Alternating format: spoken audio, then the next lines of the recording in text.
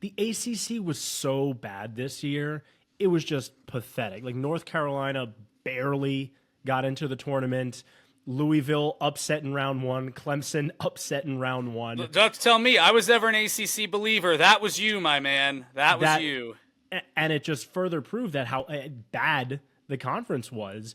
So I think because the SEC was so dominant and because all of the media was focused on the SEC, we kind of forgot about Cooper Flag and Duke because the Saturday primetime game, the Tuesday primetime game, the Wednesday, whatever you call them on ESPN, I forget what they call the Wednesday game, but all of those games when they would normally be Cameron Indoor, Virginia Tech versus Duke, or UVA's going to Duke, or Duke going to North Carolina, Florida State, all of those teams sucked. So they never put them on the main national TV games. You'd see highlights of Cooper Flag, but it would always be, a 2 p.m. game that a lot of folks really weren't watching, waiting for the Auburn, Florida game later in the evening. So I think we just kind of forgot about this Duke team because the conference was irrelevant. But yeah, man, they're unbelievable. They are. I don't know if I agree with the forgot this Duke team. And I actually asked the listener, please reach out to us if you agree with that sentiment, because I surely do not. I feel like we've talked about this Duke team a ton because that's the only thing to talk about in the ACC. And maybe it's just because I'm so close to you.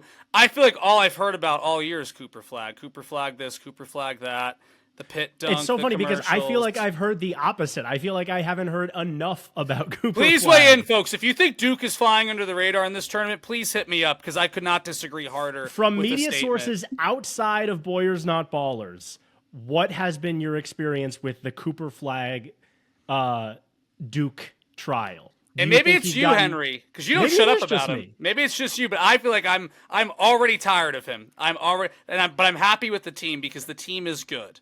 So I have to issue Duke an apology because they are that good of a team.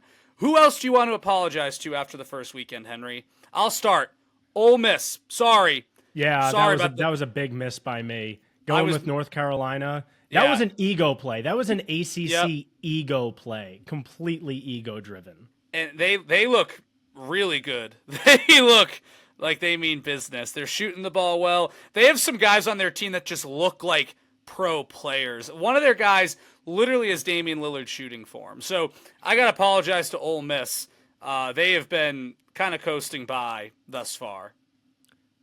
Yeah, Chris Beard, former Texas Tech coach who led the Red Raiders to the Final Four 6 years ago. Yep. Doing a hell of a job with Ole Miss, and I got to say, it's another example of why was I doubting the SEC?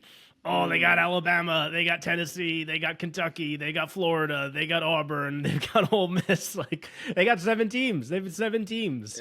In the Sweet 16 right now, which is actually completely nuts. It's preposterous. Apology for me, McNeese. I was about to pick McNeese. I thought they were going to do it, but then I'm like, I got to stick with my ACC guns. So I went Clemson. And McNeese obviously got the win. They lost in the next game. What's your opinion about Amir Ora Khan, the kind of dorky looking kid with the giant Buffalo Wild Wings boombox? What do you think about him? I just think this speaks to where March Madness is, that we're manufacturing just weak storylines. Like, I liked Sister Jean. That felt like it came from a good place. I liked Florida Gulf Coast and the Dunks. This is not a story to me. I don't care about this guy. It didn't move me in any way. I know he's going to go with Will Wade to NC State, and that'll be that. I don't know. There's so much content that comes out of March Madness, and there are memes, and there are people, and there's things. This wasn't it for me. I don't know. I just don't care. Do you feel differently? Do you think he's cool and like... No. I think it's... Thank God. Credit to him. He's got to go out and get that bag, get the endorsements. No shame in that whatsoever. You got to do what you got to do.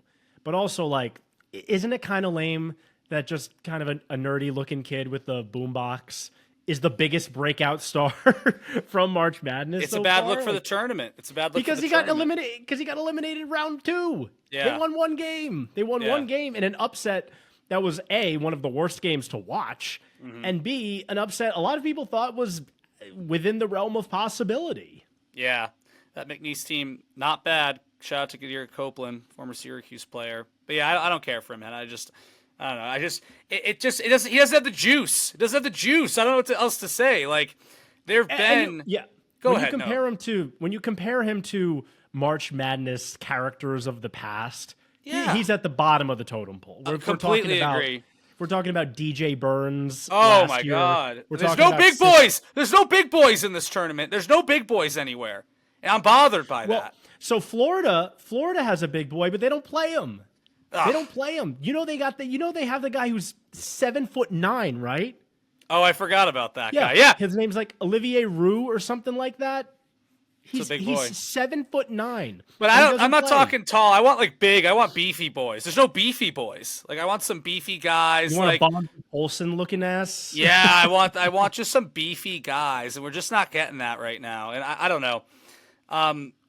It's just this tournament doesn't have the juice. Also, apologies to Michigan, another team. I thought Michigan was going to be. I thought they were going to beat UC San Diego, but I did not think they were going to beat A&M. And the Big Ten. Give the Big Ten some credit, Henry. That's a conference that has been dragged in recent years.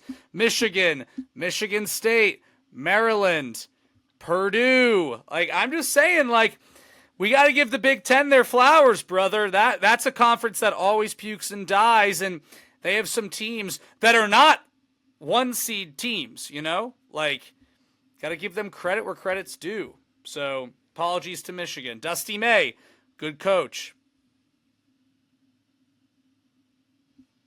Who else I want to apologize to? No, I'm not apologizing to BYU. That's a legitimate program right there. And when AJ DeBansta comes to town next year, this team is going to be a 2-seed or dare I say a 1-seed in the tournament. Look out. Oh. The Cougars are for real. I like the way they play the game, man. I like it a lot.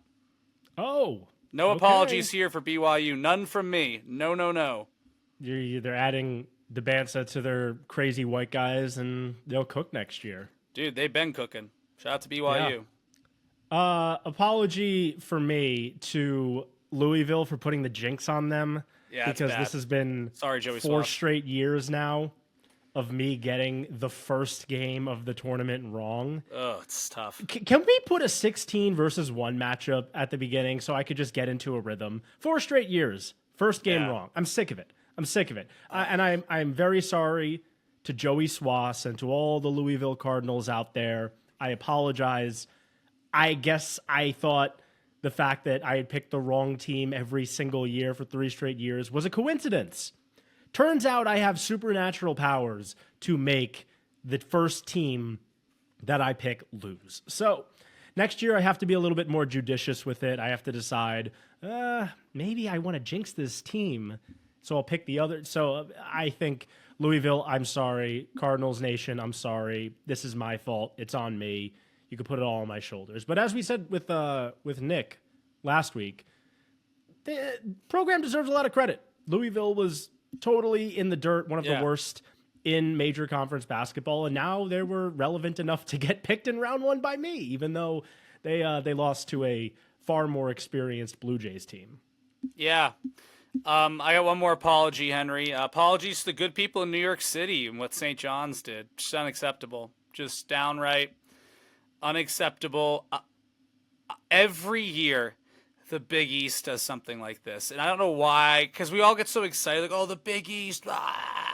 We go to the tournament. We're like, Every single year, the Big East gets like a 2-seed that just dies every goddamn year. It's been year. Marquette in the past. It's been Creighton in the past. Creighton. They do this every goddamn year, and we just forget about it for some reason. Like, oh, yeah, like Big Ten, bunch of pussies. Oh, the SEC. Oh, it's all money.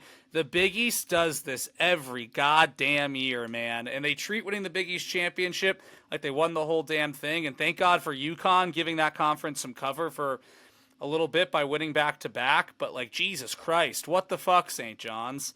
What the fuck? Like, that was disappointing. That's disgusting. 66 points? That's so gross. And people are like, oh, they got to get these teams to play Big East basketball. Just get better shooters.